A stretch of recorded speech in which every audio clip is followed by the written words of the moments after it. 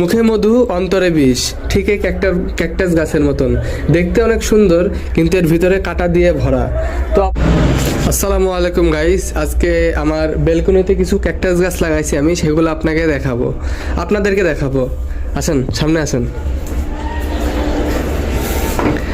এই হলো আমার এক ধরনের ক্যাকটাস, যার কাঁটাগুলো একটু লম্বা লম্বা। তার পাশে আরেকটা ক্যাকটাস আছে। এই ক্যাকটাসের ভিতরে কিছু গাছও জন্মাইছে। এই গাছগুলা পরবর্তীতে আপনারা যখন ক্যাকটাস গাছ মাটিতে রোপণ করবেন, তখন এরকম ক্যাকটাসের ফুল হবে, ফুল থেকে আবার কাঁটাযুক্ত ফল হবে। আরেকটা দেখায়, আসেন। এটা হলো একদম ছোট জাতের ক্যাকটাস, যেটার কাঁটা খুব ছোট ছোট, ধরলে মনে হবে কিছুই নয়, তুলার মতন, কিন্তু ভিতরে কাঁটা ঢুকে যাবে হাতের ভিতরে। তার এই সাইডে আরও ক্যাকটাস আছে, আসেন দেখাই। এই এক ধরনের ক্যাকটাস, এটা আরেক প্রজাতির ক্যাকটাস।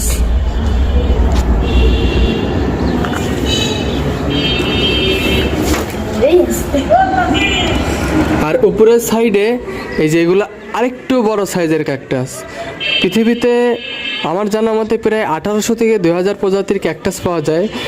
এই ক্যাকটাস নিয়ে একটা প্রবাদ আছে, আপনারা যত ভালো ভালো মানুষের যত মিষ্টি মিষ্টি কথা শুনে থাকেন না কেন, মানুষের অনেক অনেক মানুষ আছে যাদের মনের ভিতরে ঠিক এরকম ক্যাকটাস গাছের মতন কাঁটা। মুখে মধু অন্তরে বিষ, ঠিক এই ক্যাকটাস গাছের মতন দেখতে অনেক সুন্দর, কিন্তু এর ভিতরে কাঁটা দিয়ে ভরা। তো আপনারা সবসময় এই ধরনের মানুষ থেকে দূরে থাকবেন, তাহলে অবশ্যই ভালো থাকবেন। ধন্যবাদ। আসসালামু আলাইকুম।